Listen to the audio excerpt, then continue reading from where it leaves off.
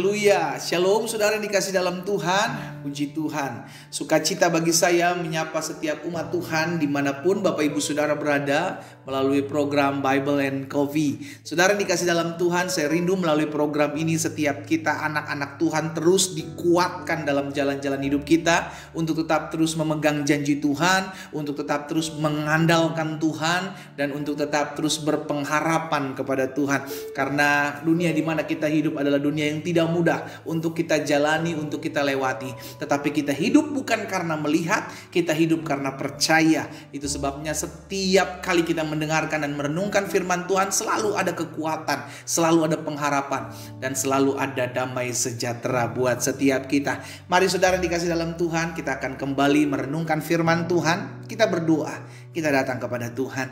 Bapa, dalam nama Yesus, kami bersyukur buat hari ini oleh karena kasih setia Tuhan, oleh karena kemurahan Tuhan, maka kami boleh kembali mendengarkan sebagian daripada firman Tuhan. Kami percaya firman-Mu yang mengubahkan karakter kami, firman-Mu yang membersihkan hidup kami, firman-Mu yang menerangi setiap jalan langkah hidup kami dan menuntun kami dalam seluruh jalan-jalan Tuhan yang sempurna.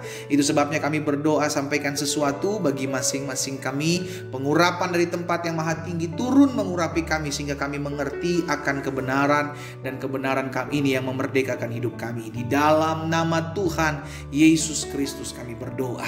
Haleluya. Amin, amin. Puji Tuhan. Nah saudara yang dikasih dalam Tuhan, kita masih ada dalam Mazmur pasal yang ke-78.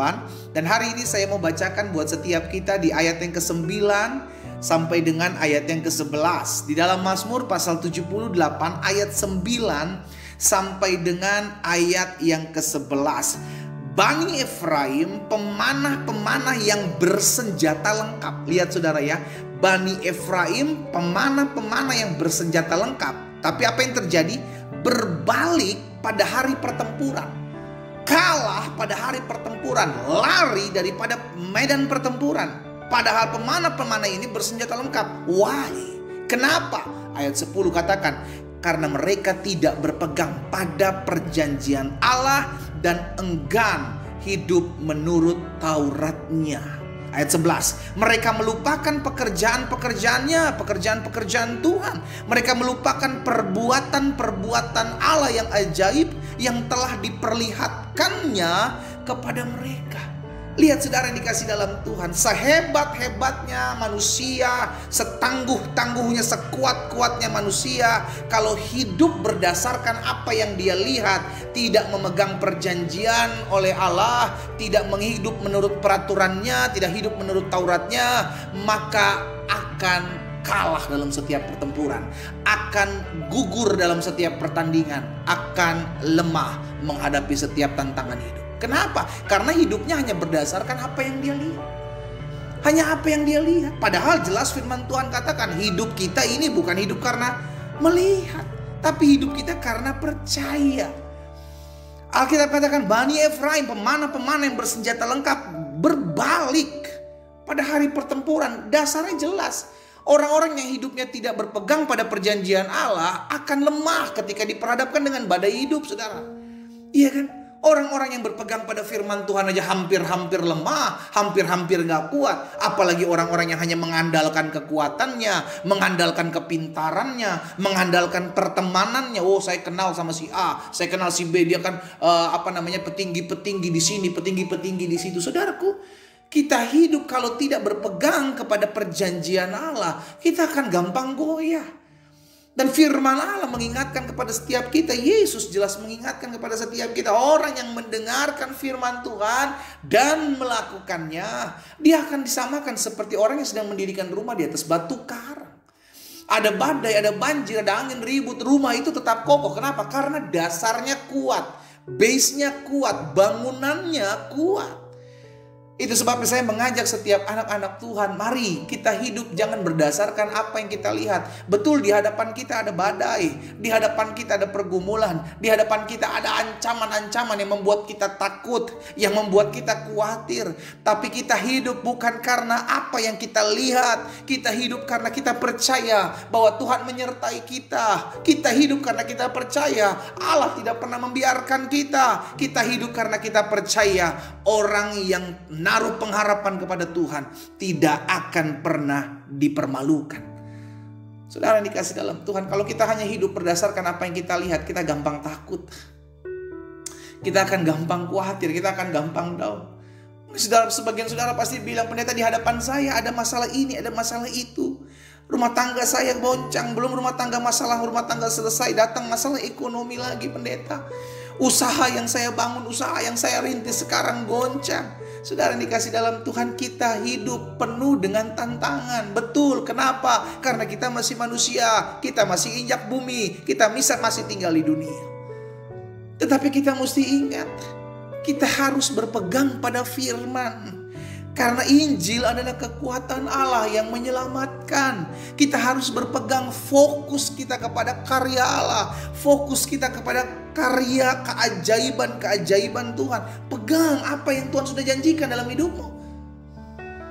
Alkitab jelas mengingatkan kita gak pernah berjuang sendiri kok. Yesus mengingatkan kita bahwa aku akan selalu menyertai kau sampai kepada kesudahan zaman. Firman Tuhan ingatkan kepada kita, singa muda boleh merana kelaparan, tapi orang-orang yang takut akan Tuhan tidak akan kekurangan suatu apapun yang baik. Firman Tuhan ingatkan kepada kita, 1000 boleh rebah di sisi kirimu, 10.000 di rebah sisi kananmu, itu tidak akan menimpamu, engkau hanya melihatnya.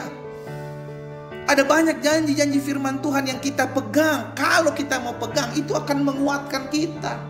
Sekalipun hidup kita digoncang, sekalipun hidup kita diperhadapkan dengan berbagai macam badai kehidupan, tapi kalau kita berpegang kepada jangkar kehidupan, yakni firman Allah, kita tidak akan goyah. 1 Raja-Raja pasal yang ke-11, ayat yang ke-11.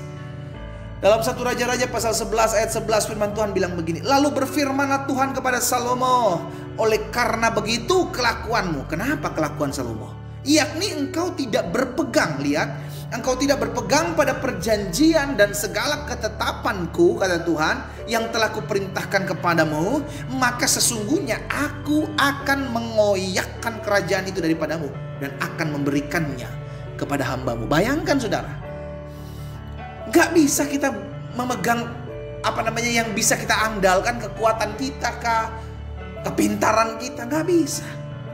Yang perlu kita pegang adalah ketetapan dan perjanjian Tuhan. Kita pegang setiap firman yang kau pegang. Alkitab jelas katakan, orang yang berpegang kepada perintah Tuhan, orang yang berpegang kepada firman Tuhan, dia tidak akan pernah dipermalukan. Kita percaya kok janji Tuhan ya dan amin. Sekalipun kita diperhadapkan dengan segala macam situasi, kita harus tetap berpegang. Jangan gampang diombang-ambingkan oleh badai kehidupan. Karena orang yang gampang diombang-ambingkan oleh badai kehidupan, sejatinya adalah orang yang tidak berpegang teguh kepada jangkar kehidupan, yakni firman Allah yang memberikan kita penuh dengan pengharapan. Hari ini saudara dikasih dalam Tuhan, saya mengajak kita setiap umat Tuhan, ayo. Betul di hadapan kita ada badai, betul di hadapan kita ada pergumulan, segala macam tantangan menghampiri hidup saudara dan saya. It's okay. Tapi kita punya firman Allah. Kita punya Allah yang berjanji, aku sekali-kali tidak akan pernah meninggalkan engkau. Aku sekali-kali tidak pernah membiarkan engkau. Dan itu terbukti, kita memanggil dia Allah Immanuel, Allah yang menyertai kita. Pegang perjanjian ini. Sejatinya engkau akan kuat menghadapi apapun yang engkau akan hadapi di dalam hari-hari hidupmu. Kita berdoa, kita datang kepada Tuhan. Hari ini kami diperdengarkan kebenaran firman Tuhan, bahwa Bani Efraim pemana-pemana bersenjata lengkap mundur berbalik pada hari pertempuran karena tidak berpegang pada perjanjian Tuhan dan tidak mau hidup berdasarkan firman-Mu. Tapi hari ini kami diingatkan, apapun yang kami hadapi, kami mau tetap terus maju karena kami tahu firman-Mu yang kami pegang.